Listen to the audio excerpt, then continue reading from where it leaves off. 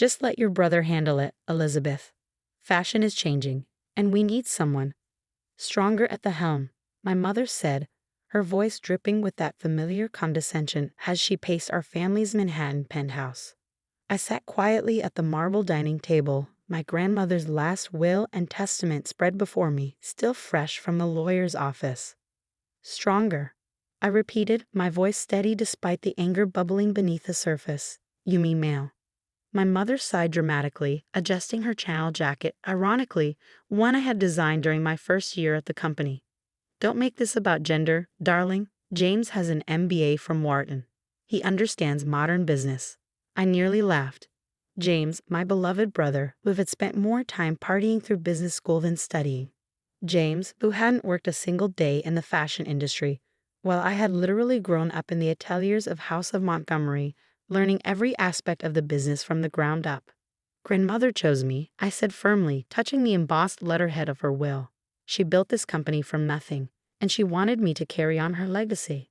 The empire my grandmother, Catherine Montgomery, had built was worth billions.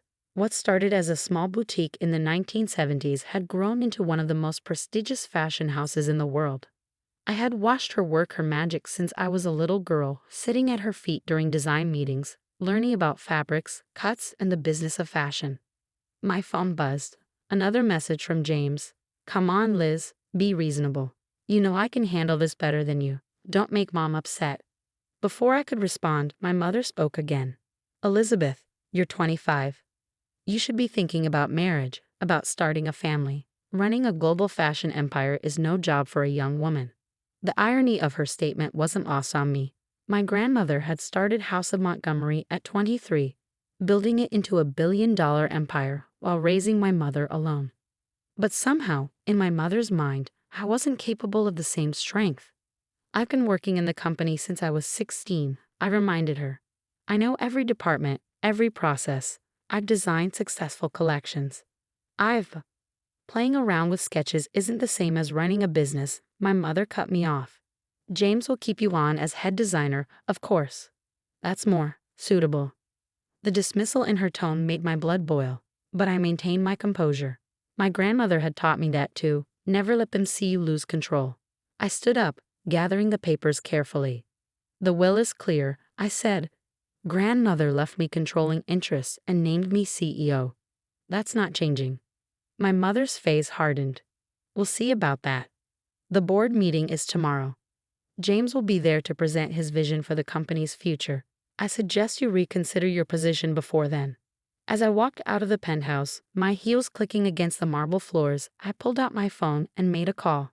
Sarah, it's Elizabeth. I need you to send me everything we prepared. They're making their move tomorrow. Sarah, my grandmother's longtime assistant and my trusted ally, understood immediately. They're really going through with it, even after Catherine made her wishes so clear. They think they can pressure me into stepping aside. I replied, stepping into the elevator. Mother's convinced the board will support James once he presents his vision. Sarah's laugh was sharp. Oh, if she only knew what Catherine had set up. I'll send everything right away. Give them hell, Elizabeth. I smiled, thinking of the months of preparation my grandmother and I had put into this moment. She had known this would happen, had warned me about the power play my mother and James would attempt. More importantly, she had made sure I was ready for it. The next morning, I arrived at House of Montgomery's headquarters early. The magnificent glass building in the heart of Manhattan's fashion district had been my second home for years. The security guards nodded respectfully. They were used to seeing me arrive before dawn, unlike my brother, who had visited maybe twice in the past year. In my office, my grandmother's former space, which I hadn't yet had the heart to change, I reviewed the documents Sarah had sent over. Everything was in order, just as we had planned.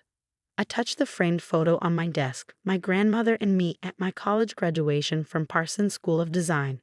She was beaming with pride, both of us wearing designs I had created. I won't let you down, I whispered to her image. The board meeting was scheduled for 10 a.m. By 9:30, board members began filtering into the conference room. I greeted each one personally, noting who met my eyes and who looked away uncomfortably. My mother arrived at 9:55, James trailing behind her in a poorly fitted suit that made me wince. For someone about to argue he should run a fashion empire, He certainly didn't look the part. "Elizabeth," my mother said coolly, taking her seat. "I hope you've made the right decision." I smiled politely but didn't respond. James smirked, probably interpreting my silence as submission. He had always underestimated me, ever since we were children. While he had coasted through life on charm and our mother's indulgence, I had worked, learned, and prepared. At exactly 10 a.m., I called the meeting to order. "Thank you all for coming. As you know, my grandmother, Catherine Montgomery, passed away 2 weeks ago. Her will named me as her successor, both as majority shareholder and CEO of House of Montgomery." My mother cleared her throat.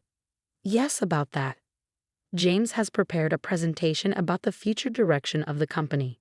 Given the challenges facing the fashion industry, we believe a change in leadership would be beneficial." I nodded, maintaining my professional demeanor. "Of course. James, please proceed." My brother stood, fumbling with his tablet. After a few awkward moments, he launched into a generic presentation clearly copied from his business school coursework. His vision involved cutting the couture division, outsourcing production to cheaper facilities, and focusing on mass-market accessories, essentially destroying everything that made House of Montgomery special. I watched the board members' faces as he spoke, noting their reactions. Most seemed skeptical, though a few of my mother's longtime allies nodded encouragingly. When James finished, my mother immediately spoke up.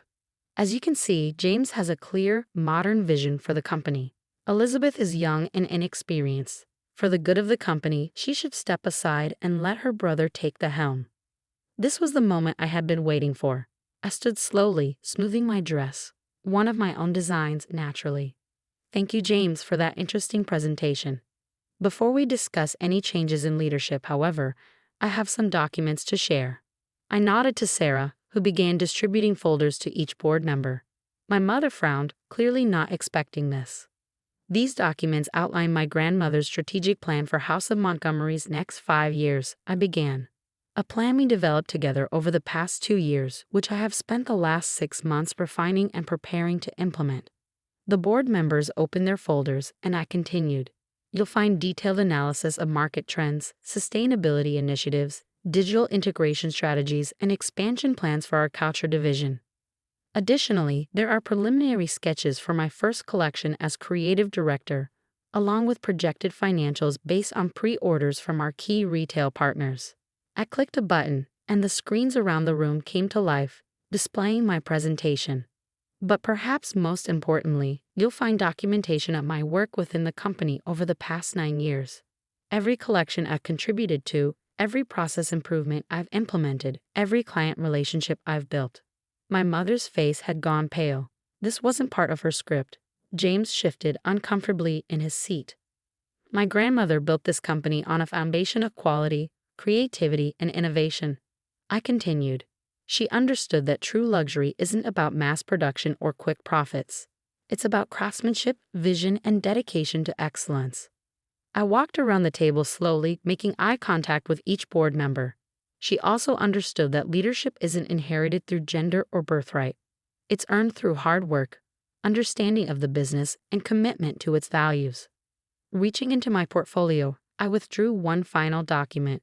Which brings me to this. A detailed record of every time James has visited the company offices in the past 5 years. All 4 visits, totaling approximately 6 hours. Along with his complete lack of involvement in any aspect of the business during that time. The board members murmured, flipping through their packets. My mother started to speak, but I held up my hand. "I'm not finished," I said firmly. "You'll also find my grandmother's personal notes about her succession planning, explaining in detail why she chose me as her successor. Not because I'm her granddaughter, but because I've proven my commitment to this company and my ability to lead it into the future." I returned to my seat at the head of the table. "Now, if anyone would like to discuss removing me as CEO, I'm happy to review my qualifications and vision for the company in more detail. Otherwise, I suggest we move on to actual business matters." The silence in the room was deafening. My mother's face had transformed from pale to red, while James seemed to be shrinking in his chair. Finally, Mr. Richardson, our longest-serving board member, cleared his throat. "I think Catherine knew exactly what she was doing," he said, looking directly at my mother. "Elizabeth has clearly demonstrated she's more than capable of leading this company. I move that we proceed with the agenda under her leadership. One by one, the other board members voiced their agreement. Even my mother's allies couldn't argue with the evidence in front of them. James slumped further in his chair, his dreams of an easy path to power crumbling around him. My mother stood abruptly. "This isn't over, Elizabeth. You have no idea what you're doing to this family." I met her gaze steadily. "No, Mother. You have no idea what you almost did to grandmother's legacy. But don't worry. I'll make sure both the company and our family name remain as strong as she built them to be." As they stormed out of the conference room, I remained seated, maintaining my professional composure until the door closed behind them.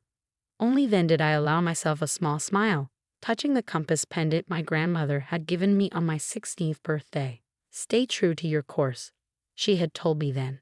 "Others will try to redirect you, but you know where you're meant to go." Sarah appeared at my side, a knowing look in her eyes. "Catherine would be proud," she said softly. That was exactly how she handled her own board coup 30 years ago. I nodded, gathering my papers. "This is just the beginning," I replied. "They'll try again, probably sooner than we think, but we'll be ready." Looking out over the Manhattan skyline from the conference room windows, I felt a surge of determination. My grandmother had built this empire from nothing, fighting against prejudice and doubt every step of the way.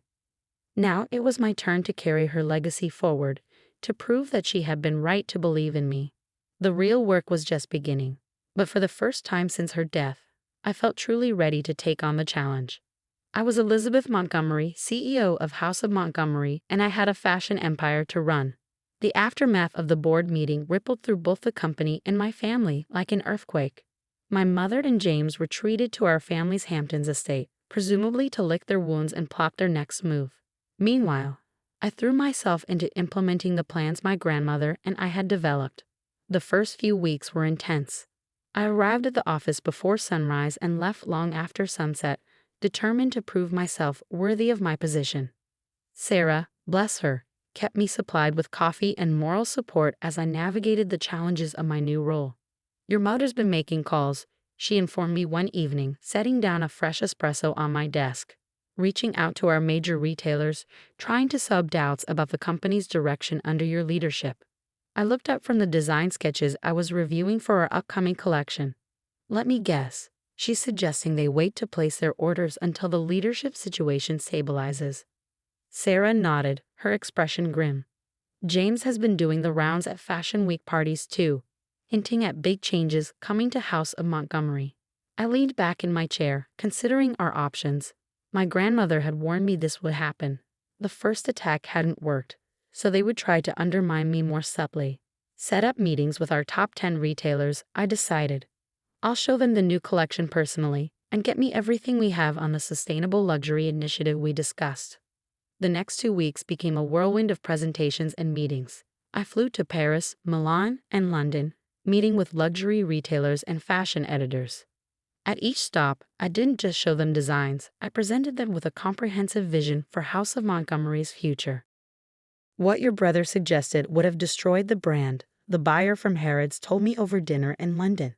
"Mass market accessories, we have dozens of brands doing that. But this," she gestured to the sustainable luxury collection I presented, "this is revolutionary." The orders started flowing in, bigger than any previous season. But my mother wasn't done yet. One morning, I arrived at the office to find James waiting in my office, looking uncharacteristically serious. "Liz," he said, standing as I entered, "we need to talk." I set my bag down, keeping my expression neutral. "I have a meeting in 20 minutes, James. Make it quick." He ran a hand through his hair, a nervous gesture I remembered from childhood. "Look, I know things got heated at the board meeting. But you're my sister. We shouldn't be fighting like this." "Are we fighting?" I asked coolly. "I thought I was just running the company grandmother left me." "That's just it," he said, stepping closer. "Mom's really worried about you. The pressure, the long hours. It's not healthy. We think, maybe we could work together. Co-CEOs, share the burden." I almost laughed. After years of ignoring the company, now he wanted to share the burden. "Did Mother put you up to this, or was it your idea?" I asked, though I already knew the answer. He had the grace to look embarrassed.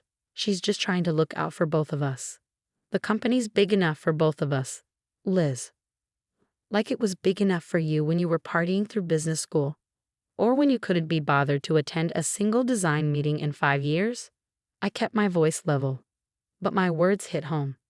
That's not fair, he protested. I was finding myself, figuring out my path. And I was here. I cut him off. Learning the business, working with our artisans, understanding what makes House of Montgomery special. This isn't about fairness, James. It's about capability and commitment. He switched tactics, his expression hardening. Mom's not going to give up, you know. She has connections, influence. She could make things very difficult for you. And there it was, the threat behind the olive branch. I stood up, smoothing my skirt. Thank you for making the situation so clear, I said calmly.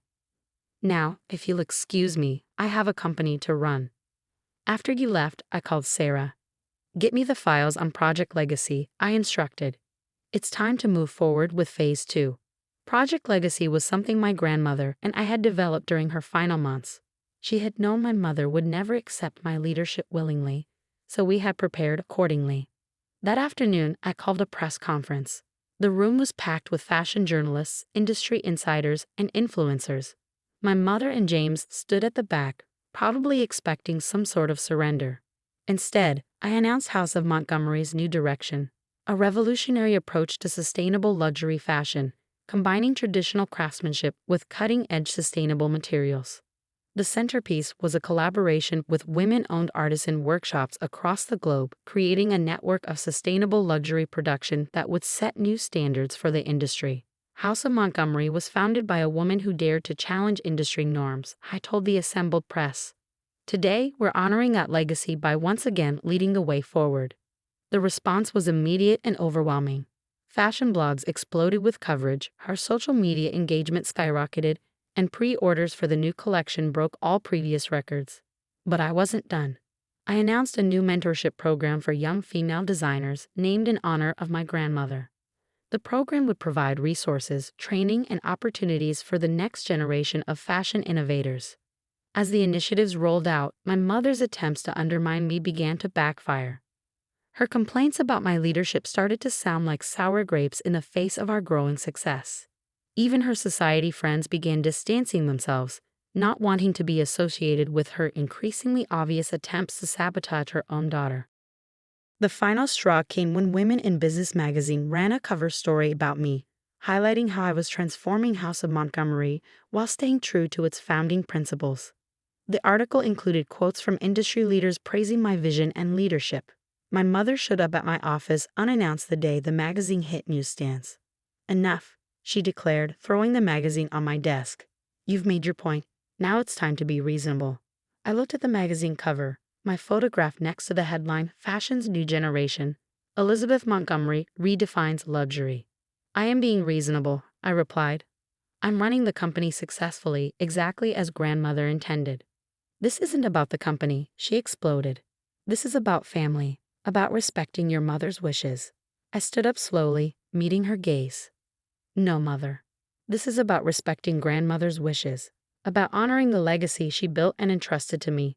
And if you can't support that, then maybe it's time for you to step away from the company entirely. Her face paled. What do you mean? I pulled out a folder, another piece of grandmother's careful planning. Your position on the board is up for renewal next month. As majority shareholder, I'll be voting on that renewal. The choice is yours. Either accept my leadership and work with me to continue grandmother's legacy or step aside completely. She stared at me, finally seeing me not as her daughter who needed guidance, but as the CEO my grandmother had trained me to be. You wouldn't dare, she whispered. I don't want to, I corrected her. I'd much rather have your support, but I will not let your personal issues jeopardize this company or grandmother's legacy. For a long moment, she said nothing. Then something shifted in her expression. A subtle change I couldn't quite read. You really are her granddaughter, she said finally, her voice softer. She would be proud of how you're handling this. It wasn't quite acceptance, but it was a start. As she turned to leave, she paused at the door. The Sustainable Luxury Initiative, she said, not turning around. It's actually quite brilliant. Your grandmother would have loved it. After she left, I sat back in my chair, feeling the weight of the past weeks.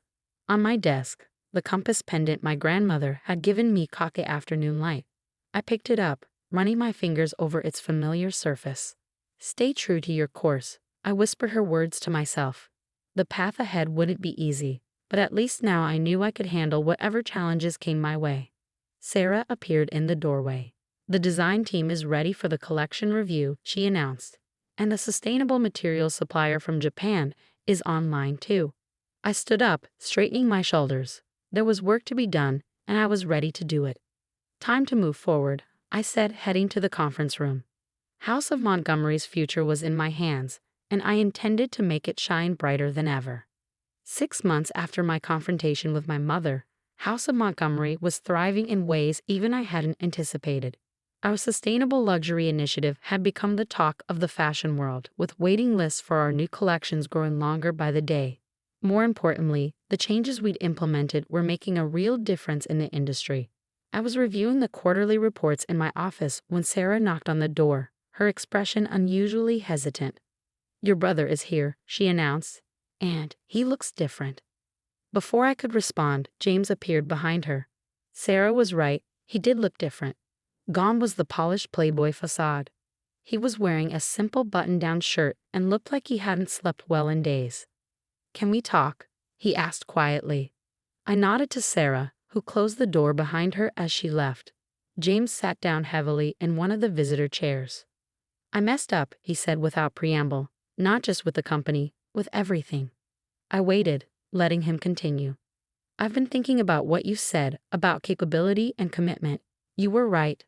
I never earned any of this. I just expected it to be handed to me because I was the son." He pulled out his phone and showed me an article about a failed business venture he tried to launch. I thought running a company would be easy, that I could just delegate everything and take the credit. But my startup failed spectacularly. I lost all my investors' money within 3 months. "I heard," I said quietly. The news had made some minor headlines, more embarrassment for the Montgomery name. "The thing is," he continued, "watching you these past months, you make it look effortless. But I know it's not. I see the hours you put in, the thought behind every decision. You're not just running the company, you're making it better." I studied my brother's face, seeing real humility there for the first time in our lives. "What do you want, James?" He straightened in his chair. "A job, an entry-level position. I want to learn the business properly from the ground up. No shortcuts, no special treatment."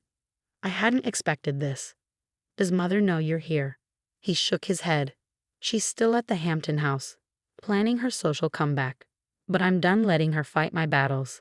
I need to figure out who I am without her influence." I considered his request carefully. This could be another ploy, another attempt to get a foothold in the company. But something in his demeanor felt genuine. "If I agree," I said slowly, "there are conditions. You start at the bottom. No special treatment, no shortcuts. You work your way up like anyone else." "Agreed," he said immediately. "And James, if this is some kind of strategy, if you're trying to undermine me again." He met my eyes steadily. "It's not. I swear, Liz, I just want a chance to prove, to myself more than anyone, that I can actually earn something on my own merit." 2 weeks later, James started in our quality control department, inspecting fabric samples and learning about materials. To everyone's surprise, including mine, he threw himself into the work with genuine enthusiasm. "He's actually quite good," the department head reported. "Very detail-oriented, and he's been staying late to learn more about textile composition." Meanwhile, our sustainable luxury initiative was expanding. The mentorship program for young female designers had attracted international attention, and our collaboration with artisan workshops was transforming communities. One morning, I arrived at the office to find an unexpected visitor waiting in the lobby, my mother. She looked different too, more subdued than I'd ever seen her. When I approached, she stood, clutching her designer handbag like a shield. "I saw the Forbes article," she said, "about how you're revolutionizing sustainable luxury fashion. And then I visited one of the artisan workshops in Italy." I raised an eyebrow, surprised. She actually gone to see the program in action. "The women there," she continued, "they spoke about you with such respect. About how you're not just running a business, you're creating opportunities, building something meaningful." She paused, seeming to struggle with her next words. "Your grandmother, she used to talk about fashion the same way. about how it could be more than just clothes, how it could change lives. That's what she built House of Montgomery to be, I replied. A force for positive change in the industry. My mother nodded slowly. I forgot that somewhere along the way, I got caught up in status, in control. I wanted James to take over because that's what society expected. A son continuing the family business. She looked around the lobby, taking in the displays of our latest collection mixed with photographs of our artisan partners at work. But this is what Catherine would have wanted. You're not just continuing her legacy, you're expanding it, making it even more impactful. That was always the plan, I said quietly. Grandmother and I spent years discussing how to take House of Montgomery into the future while staying true to its core values. I know that now, my mother replied. I should have seen it sooner. The way she mentored you, the way you absorbed everything about the business. I was so busy trying to maintain control that I couldn't see what was right in front of me. She straightened her shoulders, meeting my eyes directly. I'm sorry, Elizabeth, for trying to push you aside, for not believing in you. And I'm ready to step back completely if that's what you want. I studied her face, seeing real sincerity there. I don't want you to step back, I said finally. I want you to step up. To be the mother who supports her daughter's success instead of trying to control it. Tears welled in her eyes, the first real emotion I'd seen from her in years. I'd like that, she whispered. James is doing well in quality control, I told her, changing the subject slightly. He's actually showing real promise. She smiled, dabbing at her eyes carefully. I know. He calls me sometimes after work, excited about something new he's learned. I've never heard him so engaged before. We stood in silence for a moment, both absorbing how much had changed in the past months. Would you like to see the new collection? I offered. We're incorporating traditional weaving techniques from our artisan partners, combined with sustainable materials. Grandmother would have loved it. My mother's smile widened. I'd like that very much. As I led her through the design floor, showing her the innovations we were implementing, I touched my compass pendant. Stay true to your course, Grandmother had said. By doing exactly that, I hadn't just preserved her legacy. I'd helped my family find their true paths as well. House of Montgomery was more than just a fashion empire now. It was a testament to the power of staying true to one's values, of leading with vision and purpose. And finally, my family was beginning to understand that too. 1 year after inheriting House of Montgomery, I stood on stage at the Global Fashion Innovation Awards, accepting the award for industry leadership in sustainable luxury. The audience was filled with fashion's elite, including my mother and James, both beaming with genuine pride. House of Montgomery was founded on the belief that fashion could be both beautiful and meaningful. I began my acceptance speech. My grandmother understood that true luxury isn't just about expensive materials or exclusive designs. It's about creating value that extends beyond the garment itself. From my position on stage, I could see Sarah wiping away tears in the front row. Next to her, the leaders of our artisan workshops, women we've flown in from around the world for this event, sat in designs they'd helped create. This award doesn't just belong to me or to House of Montgomery, I continued. It belongs to every artisan who's part of our global network, every young designer in our mentorship program, and every customer who believes that luxury fashion can be a force for positive change. The transformation of our company had exceeded even my most optimistic projections. Our sustainable luxury lines had set new standards for the industry, with other major fashion houses scrambling to follow our lead. The mentorship program had launched dozens of promising careers, creating a pipeline of diverse talent that was reshaping the fashion landscape.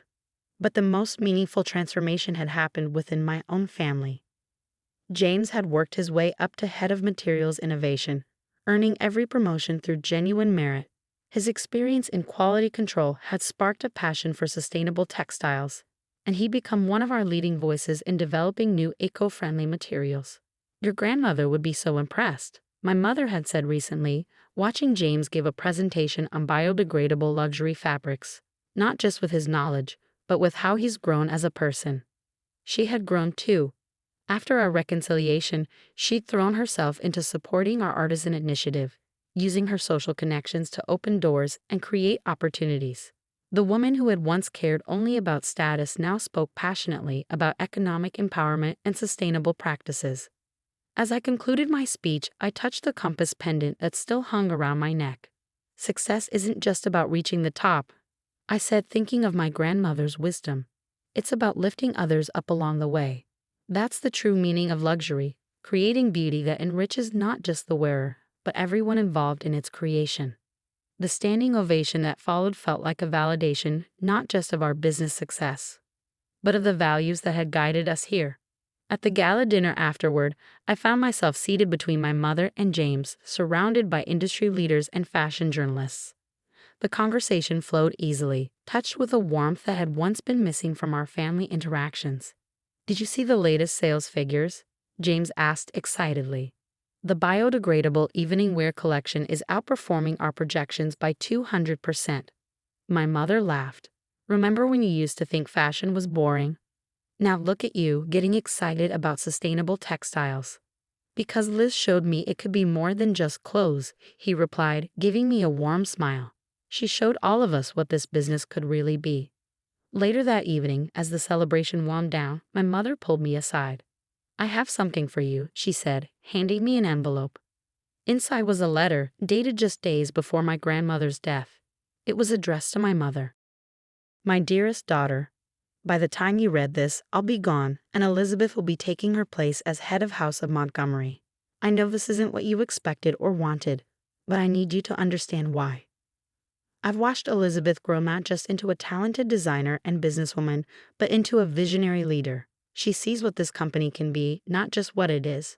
More importantly, she understands that true success isn't measured by profit margins alone, but by the positive impact we can have on the world. You've always worried about maintaining our family's position, about doing what society expects.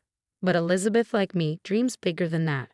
She doesn't just want to run a successful company, she wants to change the industry for the better. Trust her, support her, and watch her soar. She'll take House of Montgomery further than I ever could, and she'll do it while staying true to the values that matter most. With all I love, Mother." I looked up at my mother, tears blurring my vision. "When did you find this?" "The day after the board meeting," she admitted. "I was going through her papers, looking for something to use against you, if I'm being honest. Instead, I found this. It made me start seeing things differently, start seeing you differently."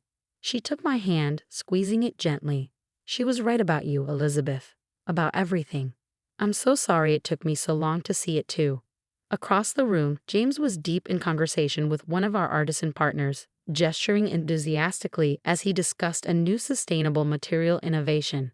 The young designers from our mentorship program mingled with industry veterans, their energy and fresh perspectives invigorating the entire room. This was the future my grandmother had envisioned, not just a successful fashion house, but a force for positive change in the industry. And we were making it happen, not just as a company, but as a family. "You know what's funny?" my mother said, following my gaze. "For years, I thought success meant following a certain path, meeting certain expectations. But watching you this past year has taught me that real success comes from having the courage to forge your own path." I touched my compass pendant, smiling. "Staying true to your course," I murmured. "Exactly," she agreed. "Your grandmother always said that, didn't she?" I never really understood what she meant until now. As the evening drew to a close, I stood at the window of the venue, looking out over the city lights. House of Montgomery's flagship store was visible in the distance, its elegant facade now adorned with our latest sustainable luxury campaign. Sarah appeared at my side, holding out a tablet. "The Asian market's just opened," she said. "The new collection is breaking all previous records." I smiled, but didn't take the tablet. "Let's save the numbers for tomorrow," I said. "Tonight is for celebrating how far we've come." She nodded, understanding. "Catherine would be so proud," she said softly, "not just of the company's success, but of how you've brought your family together." Looking around the room at my mother chatting with our artisan partners, at James explaining our sustainable practices to interested investors, I felt a deep sense of satisfaction. We had built something remarkable, not just a successful business, but a united family and a force for positive change. The compass pendant caught the light, reminding me once again of my grandmother's wisdom. By staying true to my course, I hadn't just preserved her legacy, I helped my entire family find their own true paths. And together, we were creating something even more meaningful than she could have imagined. That, I realized, was her greatest gift to me. Not the company itself, but the wisdom to lead it with purpose, vision, and unwavering commitment to what matters most. House of Montgomery wasn't just about fashion anymore. It was about family, sustainability, and positive impact. And we were just getting started.